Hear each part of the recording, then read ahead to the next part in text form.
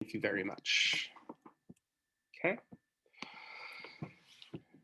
Welcome to the fourth installment of the Spring 2021 BFA Senior Thesis Conversation series. My name is James Goebel. I am a professor of painting and drawing and graduate studies at CCA. On behalf of CCA and my colleagues, here we are excited to celebrate the graduating BFA class of 2021.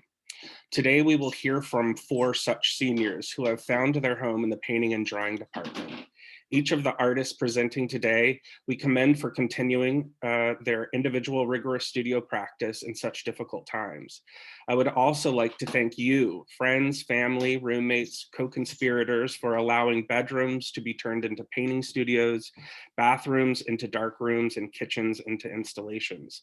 Thank you all for your attendance. I would also like to acknowledge my colleagues in the painting and drawing department, Chair Linda Geary, Carla Wozniak, Kim Anno, Ryan Keith Thomas, David Huffman, Jordan Cantor, Christine Wang, and Ryan Peter. I would additionally like to thank Jamie Austin and Brandice Hofthersdottir in exhibition for making these wonderful events happen. There are still several coming up. Thank you for your attendance today.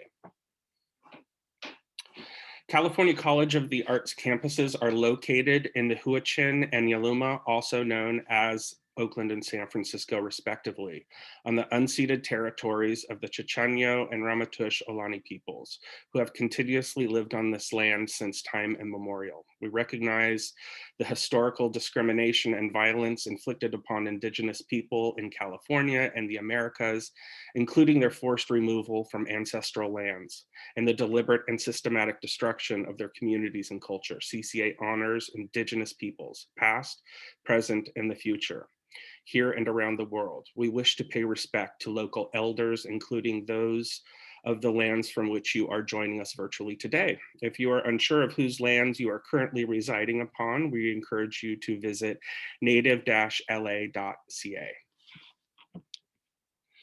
Today, we are celebrating 4 painting and drawing seniors: Cameron Bunting, Mia Franco, Jocelyn Khosla, and Rulin Ma. Each of the 4 seniors will give a 10-minute presentation introducing their work. After each presentation, our guest respondents will have a combined 10 minutes to have a conversation with the student, providing feedback and asking them questions.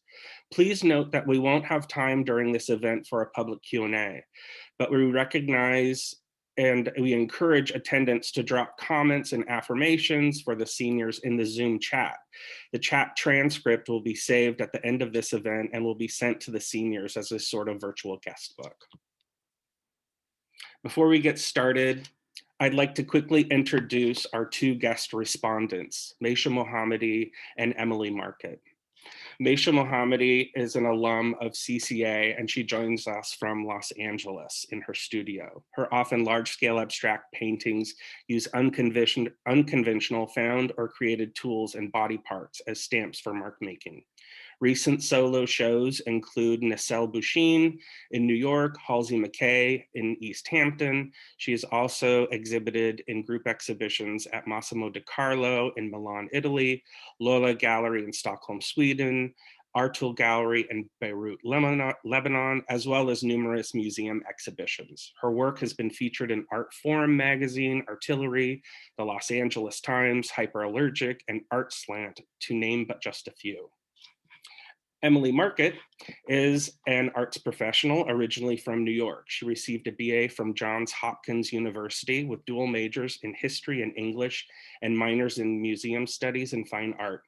Prior to pursuing her MA in curatorial practice at CCA, she held the title of Global Communications Manager at Sotheby's, where she worked with an international network of collectors, museums, and art fairs. She has also worked with the Jewish Museum and Art in Odd Places and Performance Art Festival, both in New York City. Thank you both very much for joining us for this very special event. I would like to introduce our first presenter, Cameron Bunting. Cameron, if you will please share your screen. And all right. Thank you everyone for being here. I hope everyone can hear me okay, and hopefully see my screen. And thank you, Emily and Maysha, for being here. It really means a lot.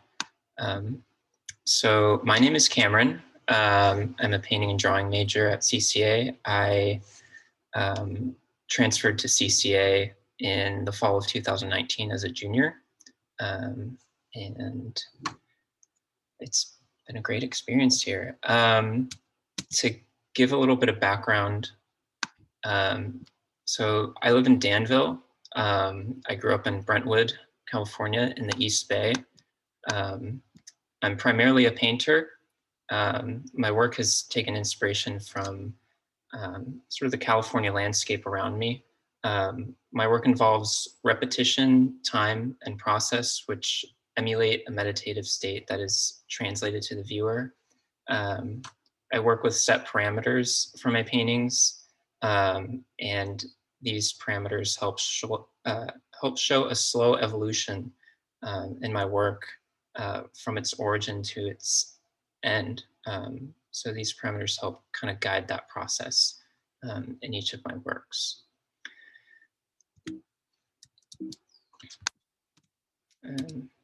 So I like to start with a little bit of some of my influences in art. Here's some pictures of work by an artist named Chris Duncan. I'm really drawn to his work because of his use of,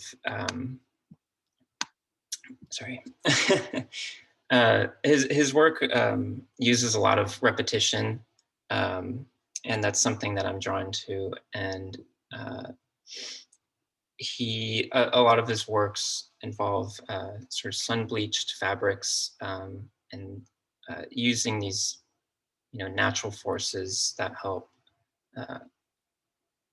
create a slow process for creating his works. And so he's someone that I'm always looking to because of that.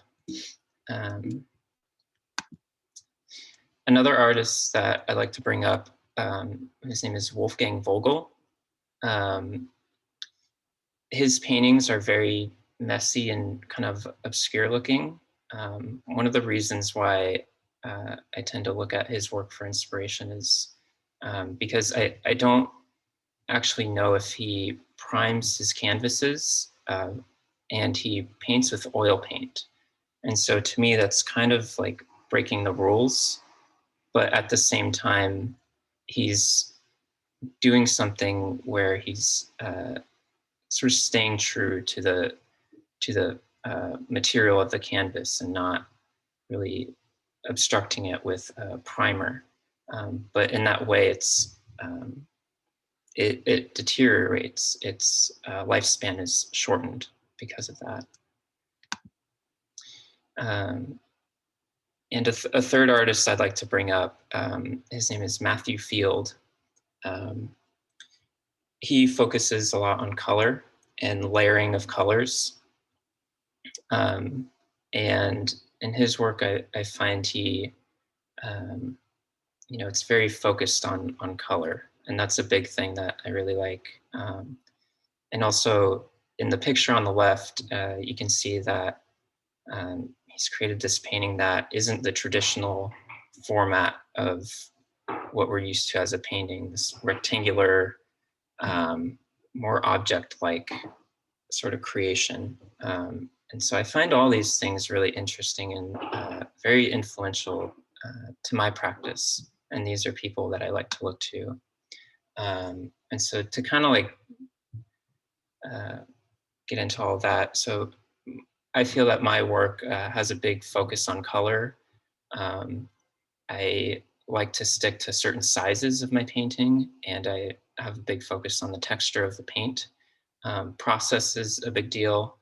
And I like to use oil paint, and a question that I often have is the integrity of the surface of the materials that I'm painting on.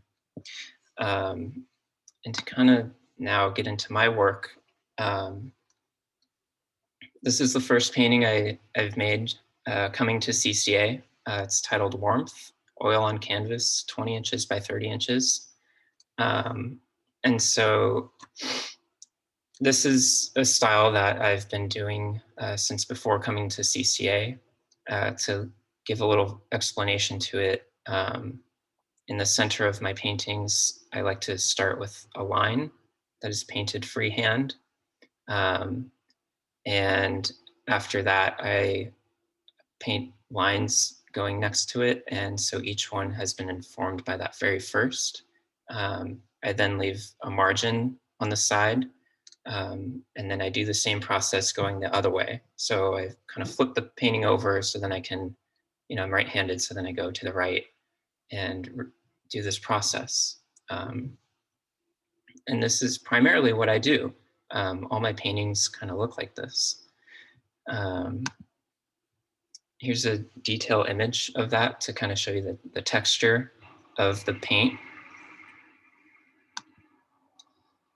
Here's another painting titled Screen. It's oil on canvas and 11 by 15 inches. Again, I'm doing the same process of creating a line in the middle and then using that as a guide to work outwards. And this slow evolution sort of happens within the lines that you can see.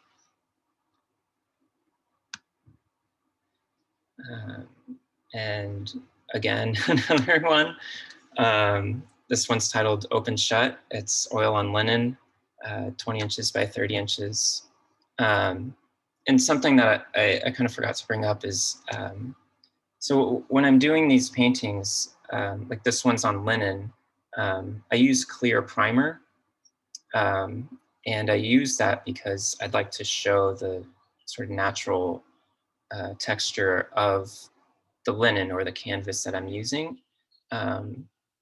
And that's something that I've been questioning, is whether or not I should even be using this, this clear primer, because it does kind of, it obscures the true nature of the material. And so that's something that I kind of have to, I've been working with lately, but I still use it. Here's another painting. This one I did very recently, Untitled, oil on canvas. And again, just doing the same process. Another detail image to show the texture of the paint. And so, yeah, I've just been kind of working with this process of, painting this line in the middle and, working outwards and having these set parameters.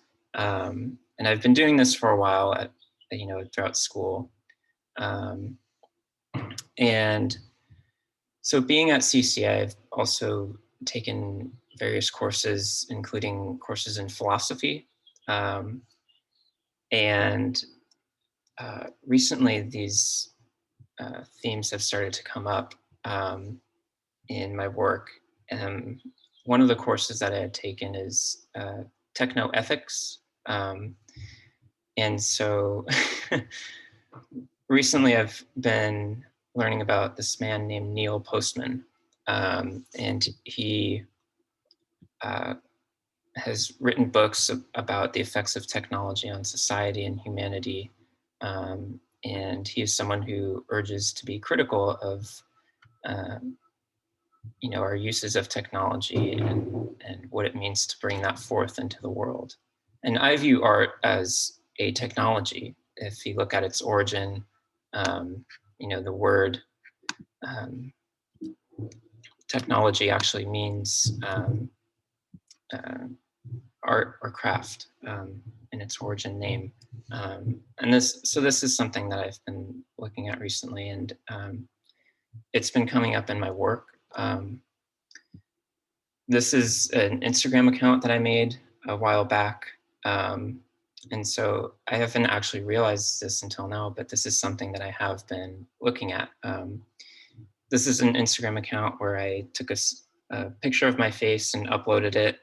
I then screenshotted that image and uploaded that and repeated this process 800 times. And so my face has now become this image. after doing that.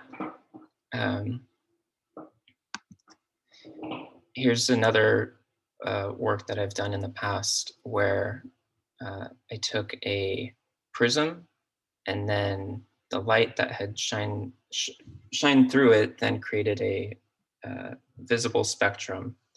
And if you can see down on the picture on the right, where that spectrum is laying in this little blue piece of paper, there's a mark being created, and that mark is being created by the invisible ultraviolet light.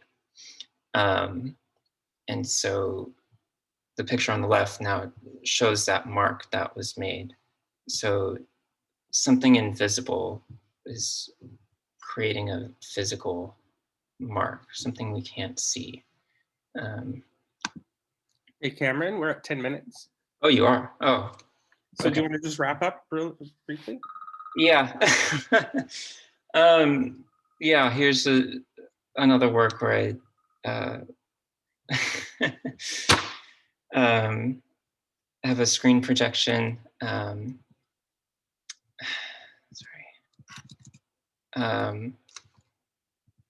I guess I'll just kind of jump to works that I'm working on right now. This is a drawing that I'm working on using eucalyptus ink that I've made at home.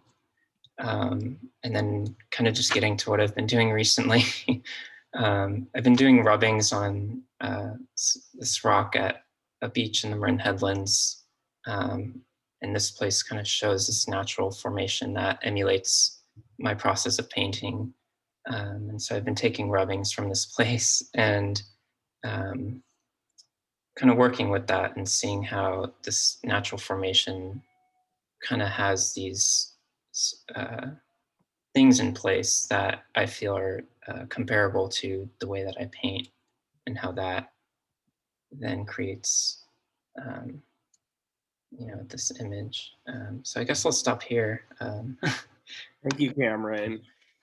I would like to invite, we're all our respondents, Emily and Maysha, to engage. So Maysha, can we start with you? Who's going first? You, Maysha, is that okay? Yeah, that's great. Thank you, Cameron. That was super interesting. It's really cool to hear how you talk about your work. You're clearly so naturally curious about a lot of things, and just the way you talk about it, it's just very genuine. Like the questions you're bringing to your materials and your surfaces, that's super special. So just, always go back to that. I think like that's going to be your anchor, is to always go back to those genuine questions and curiosity.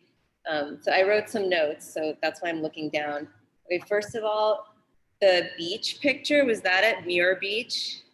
That's at Black Sands Beach in the Marin Headlands. Oh, okay. I was just curious. That was really interesting. Okay, so going back to your statement, I thought your statement was really effective, and it just made me, the first slide, it made me really curious about what art I was actually going to see after you wrote that out. So I think a lot of your keywords in there were spot on. I think in the future, you should put an image of your work before you show your influences, because then by that point I was really dying, like, okay, well, what does his work look like?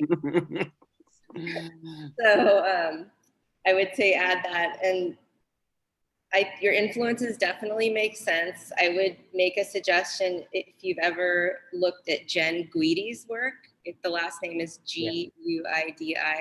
She's another one. Are you familiar with her work? Yes. Yeah, she's another one that came to mind, especially with the sand and the meditative quality.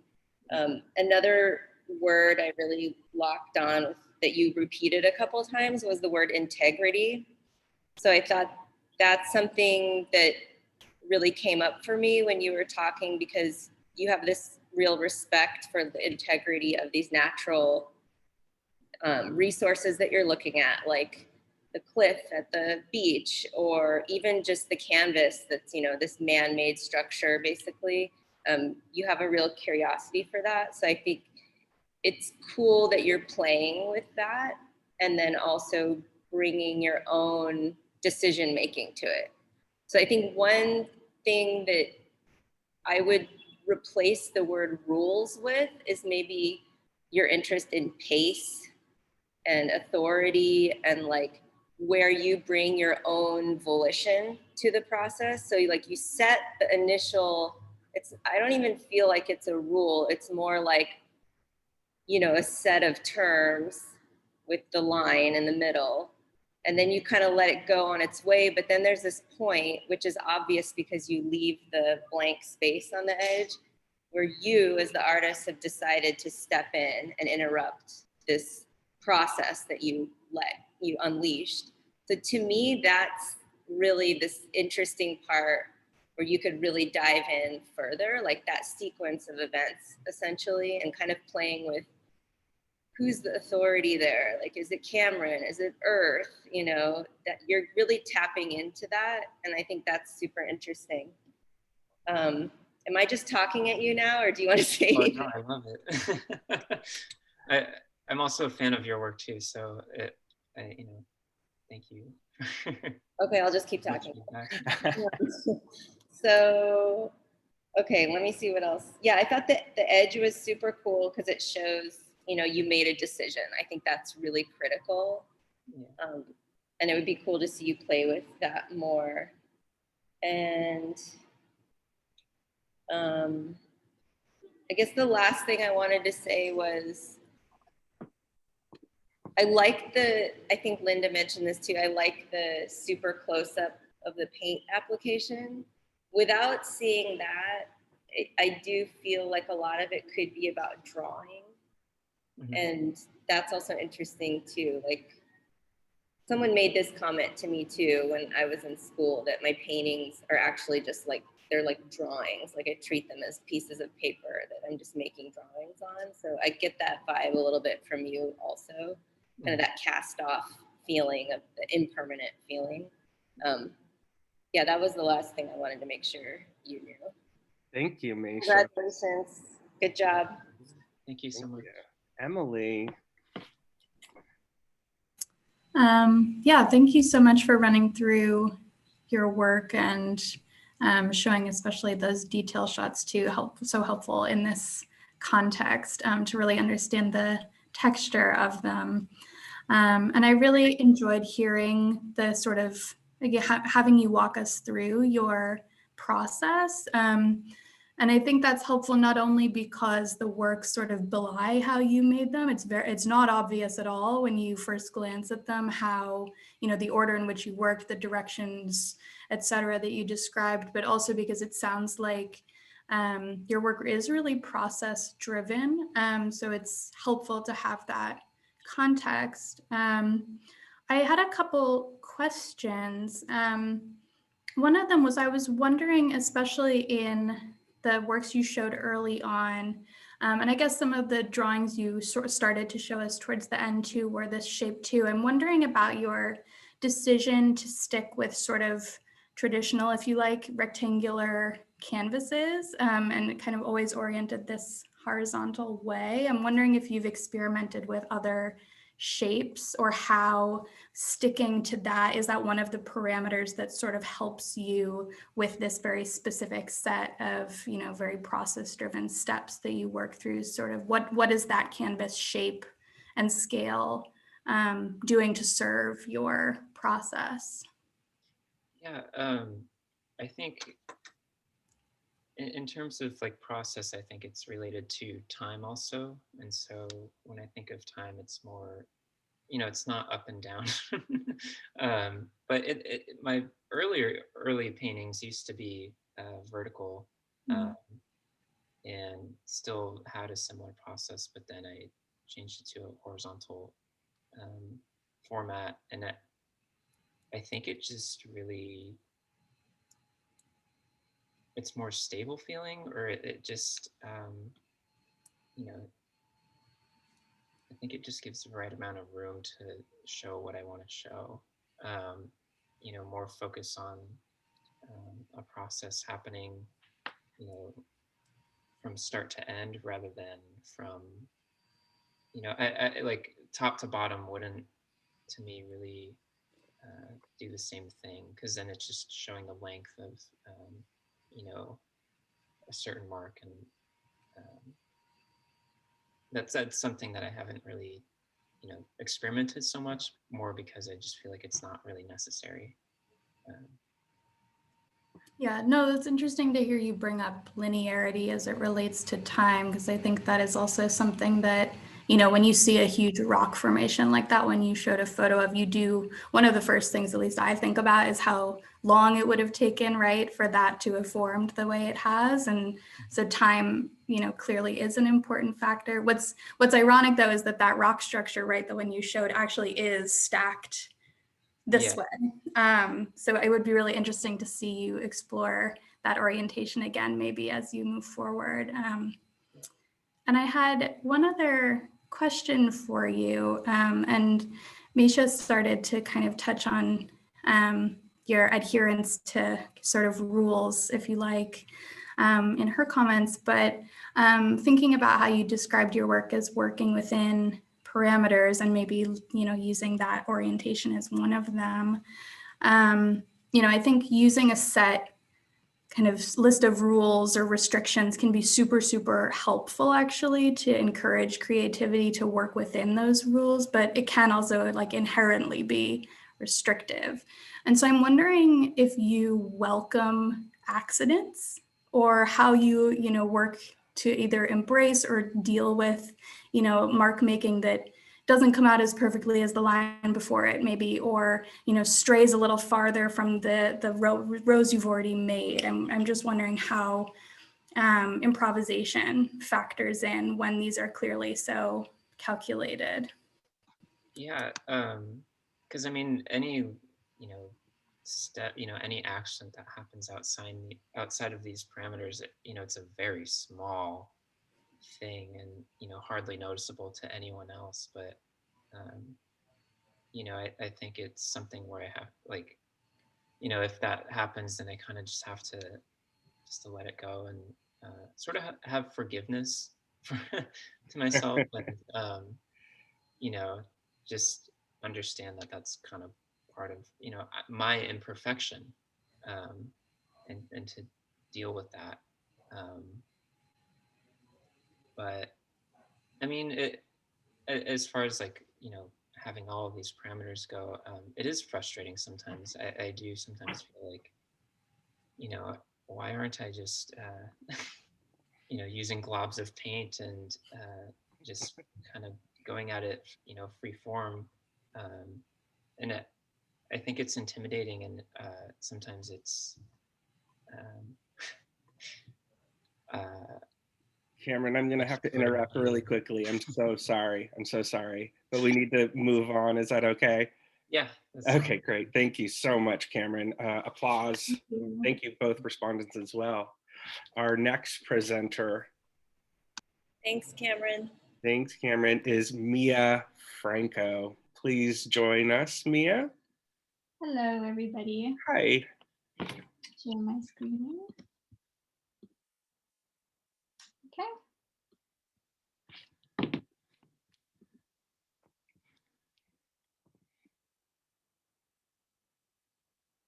Okay. Hi, everyone. Thank you all for being here today. My name is Mia Franco, and I'm graduating this semester as a painting and drawing major. I was born and raised in Santa Barbara, California, where I'm currently living and working today. I will start off by reading my artist statement. The process of observing what goes on inside and outside of myself is a key tool for my work. Quiet, deep listening and awareness of both internal and external landscapes results in the isolation of images that appear in my work. My exploration of wild spaces and humanity's relationship to nature is mirrored by an internal desire to create and explore my own imaginative world in a narrative fashion. Characters emerge from the subconscious as an accumulation of memory, dreams, and imagination, and present themselves in surreal landscapes. In painting, I seek out the simultaneously enchanting and foreboding moment of tension that occurs through brief glimpses into this hidden realm. I find the most visual reference in nature's patternings, biodiversity, and cyclical qualities. Images may appear camouflaged in dye-stained canvas, while refined oil paintings bring about more illustrative clarity. Oops. So some background information on me as an artist. From a very young age, I knew I wanted to tell stories in one way or another, largely influenced by the fairy tales I grew up with, young adult novels I read, and experiences I had in the natural world. Much of the symbolism in my work finds its inspiration in childhood memories of stories I narrated with relatives and the fictional worlds we created growing up. I took this practice a step further and have been advancing my own fictional imagery all throughout my career as an artist and a storyteller. Here are 2 artworks I made in my youth. Some influences. Here are 4 influences that continue to teach and inspire me throughout my growth as an artist. Inka Essenhai, Maya Resnick, Emma Webster, and Kiki Smith are all painters and storytellers who have greatly influenced me, both stylistically and, in my eyes, accomplished this sort of immersion in a fantastical, surreal world in such a way that I strive to in my own work. Now getting into my work. This is some of the 2-dimensional work I first started out doing at CCA. I was already focused on immersing myself in both internal and external landscapes in an effort to combine them on paper or in other mediums, such as this welded sheet metal sculpture I made in 2018 that explored narrative landscape through a 3-dimensional object. Natural phenomena and landscape are often the subject of my artwork, as well as either the traces that humans leave behind in nature, or if I am depicting humans, focusing on pieces of nature taken with them into the urban landscape.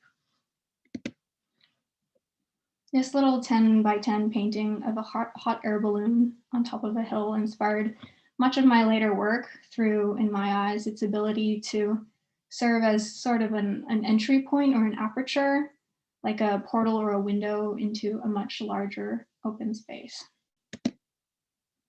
My work has fluctuated stylistically a lot over the years I've spent painting. I had explored abstraction, but always found myself associating different figurative objects with the abstract qualities within them. And this past year, I decided to throw this abstraction versus representation debate out the window and ultimately decided I was going to paint like exactly what I wanted to paint at the given moment, and ended up landing closer to the figurative side of painting. This past year, drawing on a smaller scale became an important part of my practice, both due to lack of studio space and as a way to explore a line's capability to create movement and composition. Here are 4 drawings that I did in ink, graphite, and colored pencil. Flamingos. I also had the opportunity last fall to participate in a public art project painting 4 sidewalk bulbouts in downtown San Luis Obispo. I saw this as an opportunity to not only just engage with the community as I worked on the project, but also as an opportunity to bring awareness to local and native flora and fauna of the area.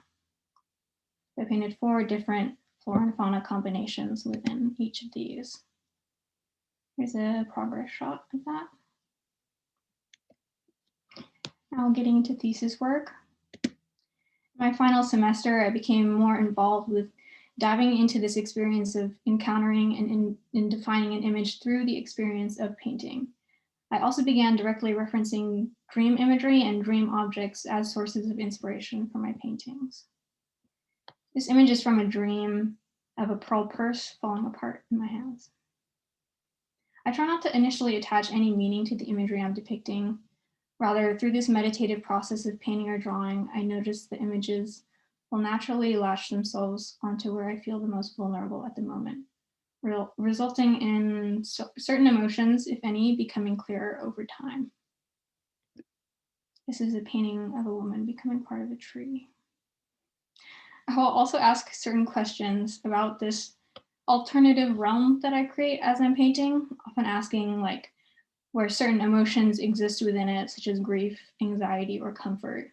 However, I'm ultimately more interested in being guided by this sense of urgency and immediacy and a desire to engage with the medium. And the symbolism and all the resulting emotions that are products of unconscious desires or fears that present themselves through the work. This is a portrait I did inspired by where the redness sometimes appears on my face. I like to start with an image or feeling and follow the way it naturally plays out in my work and how my imagination will manipulate it into what it ends up being on the surface. By tuning in to both the interior and exterior worlds, I'm focusing on turning the canvas into a sort of psychological space, exploring different emotions through landscapes or characters, such as this one. This is a painting I made of a pillow on fire. Another object pulled straight from a dream where I had left the pillows in the dryer for too long. These first few paintings I made ended up resonating in areas of grief and loss and anger for me personally, but I would prefer for them to be left mostly ambiguous. It's a painting of a ghost pipe plant, Monotropa uniflora. I also use this process of painting as a form of healing, and by retelling past events through this alternative narrative and using different biological forms as characters within it, looking for finding peace through this process. The sight of the sun setting through redwood trees is one that has always resonated with me also. So different moments that strike me are experiences I've had in the natural world as well. So gathering inspiration for a painting, I'll start off with like a visual reference, a visual image like this, and just tend to follow where it leads through the process of painting. So in a way, it's become about synthesizing these exterior landscapes with my interior world into a physical form that appears on the canvas. Painting of the moon in a birdhouse. While some objects are pulled straight from dreams, others are objects from the physical world that have evolved somehow in my imagination to become what they appear on the canvas. I'm really interested in the way that an image is translated from my brain into the physical world and how different it becomes in this translation. It's a painting of the two cats I grew up with. As my work evolves, I find myself incorporating more color, more playfulness, and finding solace in places where memories of joy exists. One way my work functions also in a narrative fashion is I'll take an object from one painting and it becomes an avenue into my next painting. For example, the pattern on this quilt on the bottom of the painting led into the next painting that I made. So in doing this, I'm able to follow this natural evolution of my work all within the same world. And then I made this most recent painting largely inspired by the many quilts that my grandmother made for me and my sister growing up, and the comfort that that Textiles has brought me over the years. So with this one, I'm asking, like, where can motherly comfort, motherly sacrifice exist in this interior world? So the vibrancy of, are we at time? Yeah. Okay. Are you completed? Lastly, thank you to all my friends, family, and professors who have supported me over the years. Painting is like a very vulnerable experience for me, and I'm so grateful to everyone who shared their own work with me or provided words or actions of support. Thank you. And here's my bedroom studio. Thank you, Mia. Thank you. What a wonderful presentation. I'm so excited to see even, new work from even the past few months. Emily, I would like to invite you to start off the conversation, if you will. Yeah, thank you, Mia, for sharing all of those images. As someone else said in the chat, it's really nice to see the evolution of that sort of meditation on similar subject matter and similar techniques, but evolving over time, especially whilst you've been at CCA. And one thing you said really early on about, your experimentation with abstraction, but ultimately choosing to kind of throw that out and embrace just what you felt you really wanted to paint. A lot of my own research lately has centered on a group of figurative painters in the 70s who did that at the peak of when that was not cool. And so I really applaud your embracing of, you know, what you feel is right for you to be painting. I think that means that you'll be making the best work possible for you. And I wanted to ask you, one thing I noticed in a number of the works is that it seems like no matter what the medium you're using, the line seems really important to you. It seems like there's often a lot of forms that are sort of created out of very thin lines, but they're very prominent. You know, either they're a different color or they sort of have an outline around them that makes them really stand out, and it gives your works a lot of movement and energy. And so I was just wondering if you could talk a little bit about your use of line in these, what are otherwise I read as very kind of thick painterly works, but in which there's these thin, very specific lines too. Right. I think that a lot of my use of line comes from growing up drawing and that being my main form of art making.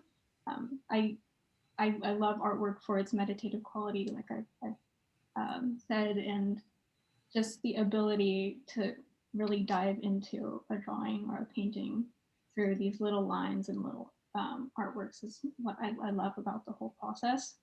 And so sort of it's this like building up of a bunch of different lines and creating a rhythm through these different lines and like building an overall picture.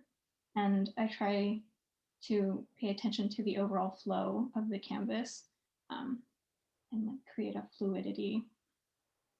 Yeah. Thank you for noticing. Thank you, Mia. Maysha, would you like to dive in? Yes, thank you, Mia. That was so impressive. I just enjoyed every painting you were putting up there. I was just totally blown away by. So first I want to say it looks like objectively your skill level is super, super high. I'm totally envious. Like it's clear you've just been drawing and painting since day one. So you should be really proud of yourself for that. That comes through. I mean, that's what the first thing I noticed. And I love that you try different materials. It looked like you had something in metal. Was that right? In the beginning, you had sort of a collage-y piece in metal. Am I right?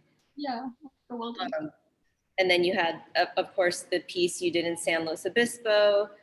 So that also stood out to me that it seems necessary for you to do that. It kind of seems like it adds to the richness of the foundation, like the storytelling and community foundation of what you're doing to, you know, dip your toe in these different materials. I just wrote down some words that came to mind when I was looking at your paintings. One was mysterious, chilling, truthful. And I think those were present in everything that you presented and just really left me wanting more. I mean, you were here explaining everything to me. So that was sort of an extra gift, but I was trying to imagine what it would be like, you know, in a gallery setting or museum, you know, looking at this piece without you there. And I feel like that mystery part is really exciting because it's clear that these are coming from a very specific idea or moment, you know, something that happened to you or, you know, in a dream. But it's kind of this safe place that you're presenting, like you're sharing that mystery with us. So I think it would be really interesting to see one without you explaining it to me. Let me see what else I wrote. I love the pillows in the dryer. That killed me. I just feel like I'm always having experiences like that where it's like a near miss of like some tragedy, you know? I just love that. And let me see what else I wrote. I guess one question I had was, it looks like each scene or image it's a moment. So it made me wonder, what would it look like if Mia made something that was more like an epic scene. I mean, what would that look like? Is that something you're interested in? I mean, you've really achieved getting this moment across. I'm thinking of someone like Celeste Dupuis Spencer. Do you know her work? Okay, I'll put it in the chat. I'm probably not that your painting is the same, but she does these, I think I'm spelling it wrong, but she does these sort of like epic painterly scenes. And again, it's not like your work, but it just made me think you have the potential to bring that drama beyond just the moment. And I was just curious if you've thought about that or if that's interesting to you. I would totally love to. I feel like right now I'm the vastness of the scenes that I'm depicting depends on the size of the canvas. So the smaller canvases usually depict like 1 or 2 objects, and then the scene grows with the canvas. So if I had like a huge canvas, I would totally love to do like a Bruegel style. Yeah, I feel that from you, like you're ready to do that. Yeah, I would totally love to. That's also one of the reasons why I'm starting to get interested in mural work. I think that could be a good opportunity to do works on a larger scale. Definitely. Cool. Thank you. Okay, the last thing I will say is just a formal thing. I really like how in some paintings you leave some area, I guess it's not unfinished, but like in Sympathy Willow, the lower half was sort of not rendered. I thought that was really elegant and lovely. It made me think of, I've been watching, I know Woody Allen sucks. We're not supposed to talk about him, but I've been watching his movies lately. And there's a lot of scenes where he just lets the momentum sort of drift off. And it's like all of a sudden, you know, you as the viewer are inserting your own kind of emotion. You're like matching the emotion that he's built up. And it really reminded me of that. Like, it's clear you made the decision not to fill that in, and it's really powerful. So you do that very well. Congratulations. Thank you. Thank you. Congratulations, Mia. Thank you so much. Great respondent comments. So now I would like to introduce Jocelyn Khosla, and we will continue. Thank you, Mia. Okay. We'll see how this goes. If my sound doesn't work, please let me know. I have a video for my presentation, by the way. Oh my goodness. Oh my. Hello. Welcome to this presentation. All of this wonder, my dear viewer. Hi, my name is Jocelyn. I'm a painting and drawing major at CCA, and here are some of the wonderful things that I love very much. Flowers and nature, especially the pretty ones. Bugs. Camus. He's great. Check him out. The ocean. Breathing in and out, the tides have been a constant force since the beginning of our time. But one day, like everything else, the inevitable entropy of the universe will come for the moon or the earth, and the breath of the ocean will be no more. Despite its finite life, no one can say that the ocean is not a deeply powerful force. In the same way, we too are finite, and yet we too are sublimely powerful. And last but not least, friendship. Alright, that was all fun and good, but now it's on to the important stuff. The art. The past year has been weird, hasn't it? I feel like personally it's made me just want to jump into a fantasy land. Explore haunted houses made of candy.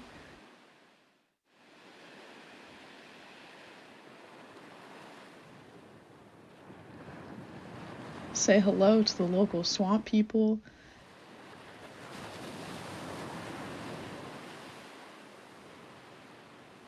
And keep riding on my Pegasus of nonsense. But sometimes I think too much. I think about the circular nature of entropy, how we are all in a constant battle with the universe's chaos, and how we still have an innate need to persevere anyway. Camus, the hot guy from earlier, thought that we could rebel against the absurd by choosing to find beauty through making art, despite the inherent meaninglessness in the world. And it is this idea of choosing to find beauty in the absurd, meaningless chaos that is the central theme of my work. I believe that there is beauty in everything, in all of us, in all of our experiences, and in all things, regardless of how it may first appear. I see it as my job as an artist to observe these smaller details in the chaos soup and use my imagination to bring them to the viewer's attention. For me, this is most present in how I look at insects. All of their details, their hair, their eyes, their antennae, and texture fill me with wonder. Their lives, their tragedies, and their own worlds are spectacular to me. To see them as players in their own larger-than-life game makes them feel like anthropomorphized entities, as epic as anything could be.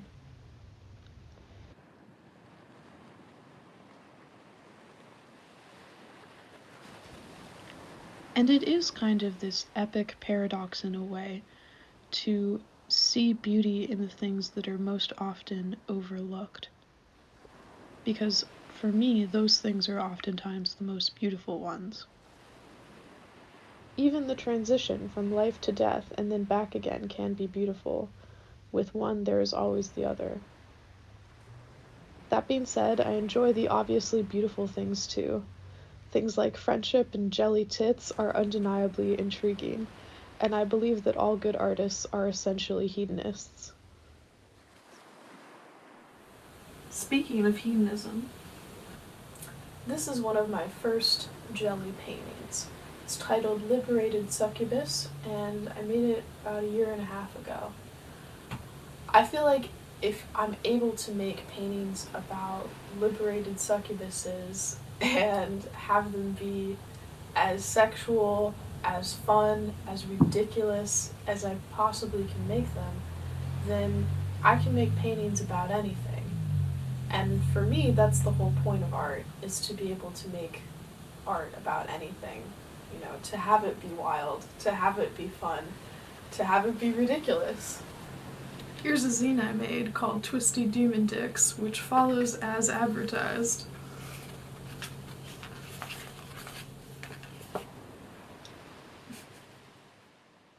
And while it is definitely about nonsense and having fun, it's also about beauty and the bulbous feminized form. If I'm still painting jelly boobs and vaginas and dicks and stuff when I'm 80, I probably will not be surprised. I also like to use paintings as a form of therapy. If I can stab two-faced idiots and wear my heart on my sleeve in my paintings, all while my caterpillar deity watches over me, then maybe I can feel better about doing those things in real life as well. In addition to these larger works, I also like to work in my scroll. It has two very silly pen holders, and I can record my day-to-day confusions and amazements inside.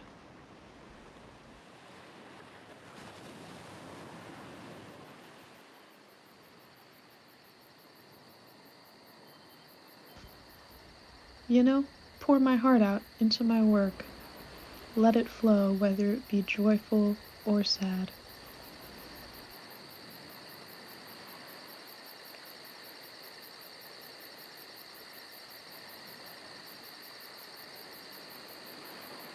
Painting, drawing, making sculptures, both at CCA and outside of CCA, has been so much fun.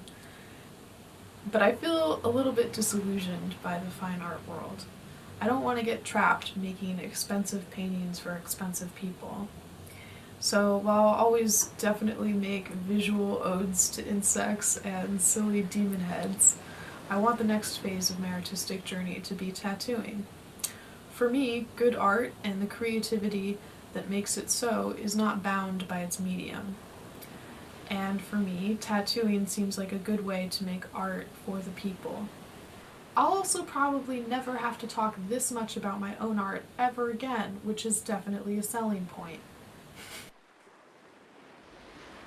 Thank you so much for listening and viewing this somewhat strange presentation of my work. I will leave you with this image of a moth about to take flight, which seems somewhat appropriate, and this very silly wizard who loves his mustache and just wants you to keep secret about this very strange compilation of images and sound you have just witnessed. Here's my Instagram, here's my website, and thank you again.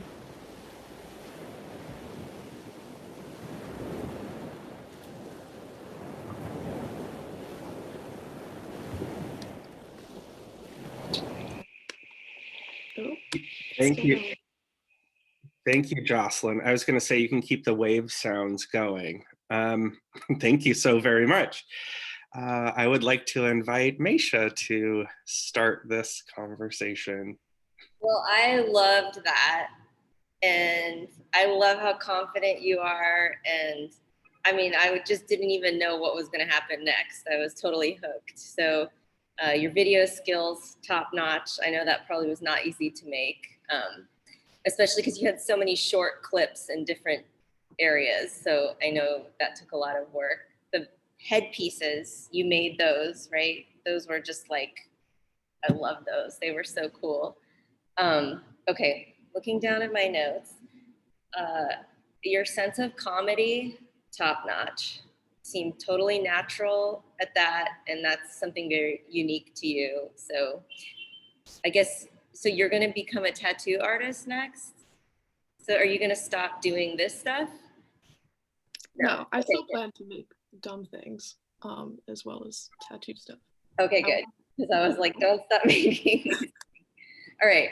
Because yeah, the comedy, I don't know how you'd bring that into the, well, I guess it could come into the designs, but you don't want to be funny while you're operating the needle, I guess.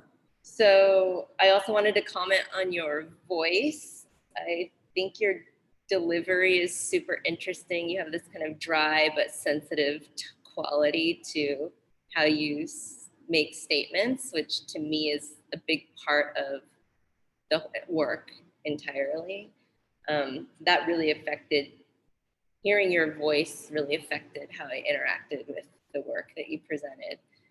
I think that your approach with the sexuality is super fun, and I wish I was as confident as you are. You're kind of like confident and mellow, and I think that also comes through in the work because it's sort of outrageous but accessible at the same time. So I don't feel scandalized when I look at it. Like I really want to look at it more, which I think is very, very unique. And then you talked about nonsense and having fun in kind of the middle part of the piece. And I don't think you ever mentioned the word freedom, because to me, that's what this is about. I mean, you're kind of, seems like you're using these, you know, like sexuality and this imagery that can be sort of like provocative. Okay, hold on. You're using this imagery that's provocative, but really to get at this idea of freedom. So, okay. Okay, I will help you in a second. Sorry about that. Oh my God, I'm really sorry. Now I have to talk about Twisted Demon Dicks, and he's asking me to charge his Kindle. So I don't know. That's a great exit point. You can always come Okay, back. I want a copy of Twisted Demon Dicks. There you go. You've made a sale. Emily, thank you. Would you like to join in? Yes, she can go deal with the household demands.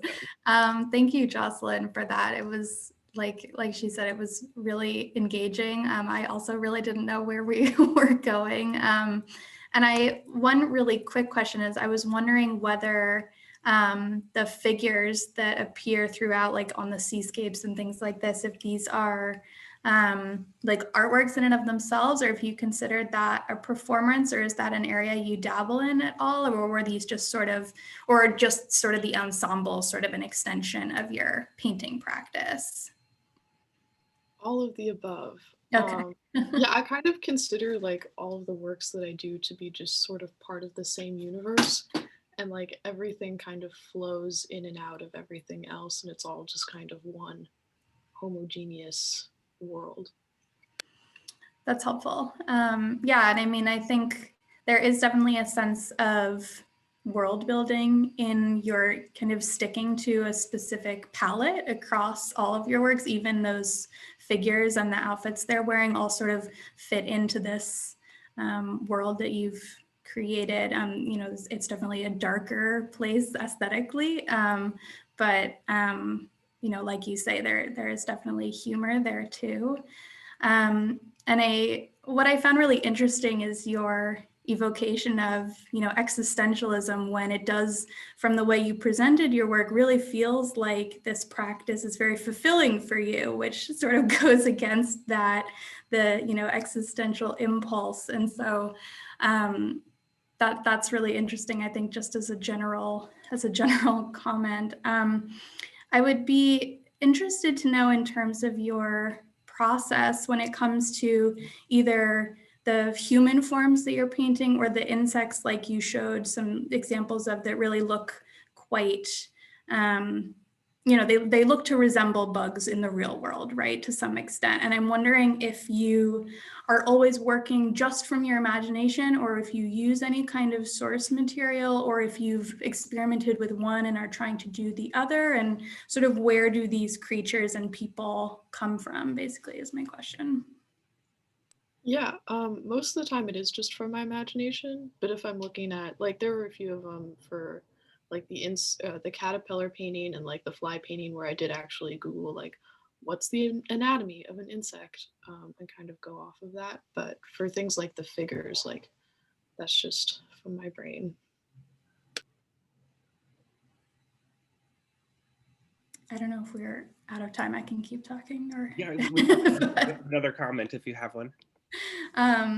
Yeah, I mean, I think I was personally really interested in your works that have female forms. I think those, you know, there's all, I don't want to use a loaded term here, but there is like a witchy quality to them that reminds me of some other artists in a good way.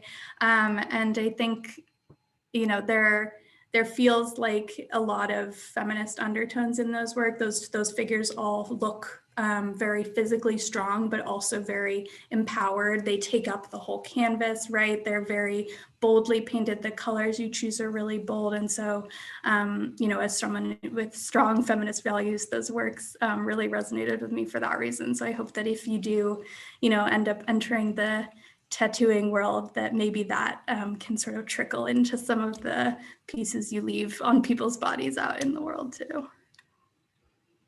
That's a great comment. That's really wonderful, Emily. So congratulations, Jocelyn. Thank you so much for your presentation. Very good job. Lastly, we will move on to our final presenter, Rulin Ma. Rulin, if you would like to take the stage. Let me share my screen. Yeah, okay. My name is Rulin, and I'm very happy to have this opportunity to talk with you guys about my thoughts, my experience, and my artworks. So let me first introduce myself a little bit. I was born and raised in Shanghai, China. And after I got my first college degree, I worked for a company which was nothing related to art for many years. Always love art, but only as a viewer, not a creator. And this picture here took on the last day of my previous job. Several months after that day, I moved to the United States, which means I left my family, my friends, everything I'm familiar with. Soon after this excitement of living in a new country passed, I was very lost. I couldn't comprehend and express a lot of things. But at the same time, I was like, yeah, maybe I could try something new, like making art to express the feeling I couldn't put into words. So yeah, in 2017, I returned to school and started this very challenging, unique, but very rewarding journey of art making. And since my art education started from the States, so many American artists influenced me.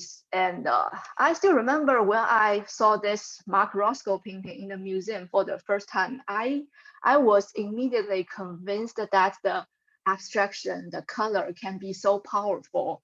And also Elizabeth Murray's work kind of helps me frees me from my struggle of this so-called high art or low art, the cartoonish or childish works. Yeah, here are two of my works. I feel this artist helped me remove the restraint kind of I put on myself. Of course, my Chinese culture influenced me profoundly. Here, Wu Guanzhong is one of my favorite painters. His work always reminds me to be open-minded to both the Eastern and the Western culture or art style. And here are two of my works. I can see my love towards this gestural brushwork, just like Chinese calligraphy, and also like in the traditional Chinese landscape painting. I like to think about the flag picture plane as a place where the narrative, the perspective could be continuous and rearranged. Okay, so the biggest concept of my art making comes from my experience of rebuilding my life, my identity in a new country. I'm always very conscious about the separate things, the strange things around me. I want to find some clues or find the connection between them and the relationship between them and myself. It's like I want to regain the control, the security of my life. So this one is based on this concept. It's called Strange Shadows. When I was making this one, I thought a lot about the ambiguity between covering and uncovering, the positive and negative space. Also, I thought about cutting off. It's like this separate organic shapes here. Looks could put back into the gaps below, but they couldn't. It's about the searching, matching, and mismatching. Also, there's a lot of tension, confusion, contradiction of rebuilding a life. A lot of things seems contradict with each other and messy, but somehow I find a way hold my life together. It's just like what I want to present in this work's a patchwork of nostalgia. In this work and many of my other works, I like to compose energetic balance between this contradiction, between this joy and the fear, separation and the unity, or this, all this separate elements, put them together. And from this detailed image here, I want to say I also like to use the mixed media collage with the canvas, like such as this rice paper or fabric. And from the material, I like to use acrylic paint, marker, ink, oil pastel to consolidate these elements. And from the previous several image and the detailed image here, I like to display that I love to paint and love to think about the metaphor of this repeated interwoven or twinkled lines or the threads, because for me, it's very interesting. On the one hand, the tangled lines can be so unsettling, so uncomfortable because I cannot find a clue of them. But on the other hand, the interwoven lines could be so organized, connect, and resilient and strong. So for these three of the painting, I made them during the pandemic. I want to use this line works and the awkward shapes to connect the body structure with an uneasy emotional experience.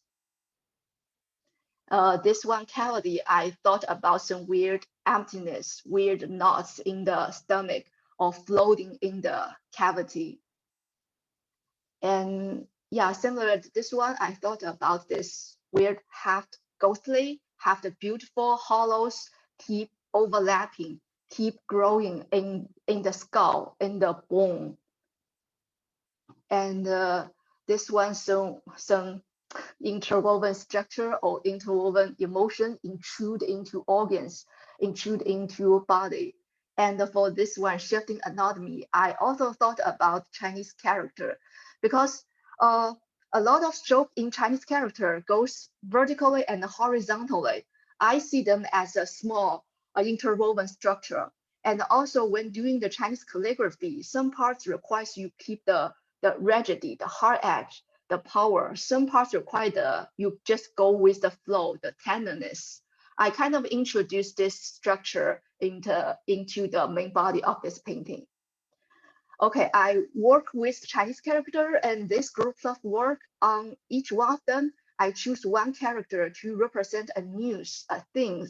When I made this painting, it's like a documentation, witness. Therefore, I include a Chinese character here in each of the title. I hope it will help you find the connection. This is how I write ring in Chinese, because Chinese character is pictogram, which means it contains many pictures of material objects and some traditional rules or values in them. So one character could means a lot, not only in the form, but also in the content. In each one of them, I write my thoughts about the news, or directly on the panel, as you can see from the gap here. Then I use the form of the character. I crop them, rotate them, or distorted them, and also use different texture to paint this stroke. I like to think to weave these strokes together on the painting surface. So for the next several works, I like to present, it's all about I want to deconstruct and recombine the multiple layers of fabric and the image to express the ambiguity, confusion in the daily life. This one called double Bling. I print my drawing, the same drawing on 2 layers of fabric, satin and organza, then overlap them, stretch them on different plane, and create this confusion moment, confusion gaps here. I used a similar approach on this one. This called She Said. Based on a domestic violence case, here I used the 3 layers of fabric because the different translucency of the fabric. So the painting, the pattern, the color in between or underneath become darker, blur, muddier. It's kind of, I want to use just use the form to tell the story. And this one, as the title suggests, it's made after a phone call from home. My parents still live in Shanghai. And in this one, I dismantle a fake Chinese character by separate the strokes in different layers of fabric. Then I stack them again in a different order to create this one. And it's about my 2 identity in 2 countries and renegotiating my identity. And in this last slide, I gathered some image, some works in progress. And this works, I try to represent that the meaning, message, or identity lost in repeating, tracing, copying, translation. Because recently I'm very interested in the handwriting and the language. I want to work more on this, the relationship between language and identity, language and ways of thinking. Yeah, this is my presentation today. Thank you for you guys, and thank you for everyone, your hard work to make this event happen. Thank you very much. Thank you, Rulin. That was a wonderful presentation. Very good job. And now I would like to hand it over to our respondents again. Emily, if you would be so kind as to start this time. Yeah, thank you, Rulin, for that really eloquent presentation. And so interesting to see your abstract work after a couple of your fellow students' more figurative work. I guess one thing you just touched on at the very end of your presentation is that emerging interest in language. Those paintings you showed that are sort of abstracted interpretations of Chinese characters, those really read to me like a very interesting form of translation. And I would love to see what you end up doing as you pursue that path of interrogation further, and especially if you start incorporating those other materials like fabric. I think there's so much potential there. And something else that struck me was that a lot of your abstract works, the ones that are not related necessarily to Chinese characters or, like you described, more emotional feelings, but some of them are actually illustrating like a scene or an event, and they're in this way, they're sort of occupying this very interesting space that's like a narrative abstraction, and that's really interesting. I think there's actually space for everything to be happening at once in a lot of your paintings, that exploration of language and sort of storytelling through abstraction. And I just think that's a really interesting thing to experiment with. One thing I wanted to ask you is that it looks like so many of these have just layer upon layer of either one material or several materials. And I'm wondering about your process. How do you know when you're done, or what do you start with? Do you start with a fully formed image? Okay, here's all the layers, here's all the colors, I just have to put them down in this order? Or is it more like, I'm going to start with this form and go from there and see how it evolves, and then I'm just going to know when it's done? Oh, yeah, of course, I don't know what the result is. I just try, keep trying and to see the result. And this is kind of the part, like, as I say a lot, like rebuilding a life here. I don't know what's going on here. I just try different things and combine them to see the result. Maybe something are good, maybe some bad, but I kind of have a motivation or sometimes emotional driven me to do something, to try to see the result. Yeah, this is the process. It starts from some feeling or like a group of work, like I want to document something. But yeah, a lot of works, a lot of things happen in the process. Thank you, Emily. Thank you, Emily. Thank you. Great answer. Maysha. Rulin, congratulations. That was a really beautiful presentation. I love that you're using, this experience of being in a new country to really motivate the emotions and ideas behind your work. I think that makes the work come across as very poetic, and there's a sophistication there because I can see that you're using a lot of big formal concepts, but also mixing it in with your own personal experience. And that's really not easy to do, especially when it's not your native language. So I just want to commend you on that, because that's a really big deal. Also, similar to Emily, I really loved those. I loved all the work, but I was particularly interested in those ones where you were starting to bring in the Chinese characters. There's just so many layers of meaning there. You're depicting the character literally, but then you're also bringing your own symbolic and metaphoric interpretation to it with the color. So I think that's really rich. That's fertile ground for you to explore. And I really loved the title, The Diary, after you talked to your parents. I thought that was really interesting because it kind of synthesized everything you had presented before. I love the idea of seeing these little diary pages from you, because it's like these private moments of trying to understand.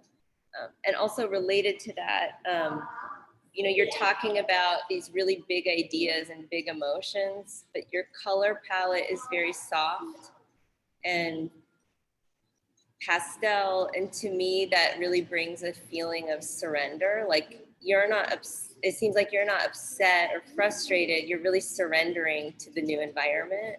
And that comes through for me in the color and the formal elements. I also had a question about the layering. So I saw that you use rice paper in a lot of the pieces, and just from the image, the way it is through Zoom, I'm not really able to tell how is that actually incorporated? Is it on top of canvas? I'm just curious about the formal element of that. Oh yeah, it's on top of the canvas. So the rice paper is like, I can use ink or Chinese painter painting on them and or use the color pencil. But after I draw or paint on the rice paper after dry, I use the acrylic medium to glue it onto that, and I can kind of control the transparency of that because the rice paper is very thin. Or yeah. Okay, interesting. I have one final question for you, which is, what do your parents think about these pieces that you're making? They are just like, oh, it's abstraction. We don't know it, but it looks beautiful. Yeah. That's like my parents. I was just curious if they, they could understand the emotion, knowing you, but also imagining what your experience might be like. Maybe if they connected with the emotion. Yeah, I hope so. Really great. Congratulations. You've done a great job. Thank you. Thank you, Maysha. Thank you. Thank you. Thank you, Rulin. I would like to take this time, if everybody wants to go to the gallery view, because we're at our conclusion. One of the great things that's happening in the chat is everyone's kind of sharing feedback. So if you would like to respond or share any comments to the artists, please feel free to enter them before we conclude. But I would like to again thank our presenters tremendously, and I would like to congratulate you all on wonderful presentations and just a great work ethic, and what you do matters so much, and it's really wonderful to see it come to fruition. So a big congratulations to all of our presenters today, and a special thank you to Emily and Maysha for joining us. We really greatly appreciate your time and your comments. It's been a wonderful experience for us. All right, so presenter. Great work, everybody. Good job. Now for I'm going back to teaching, so I got to go to class, but everyone else, please enjoy the rest of your day. And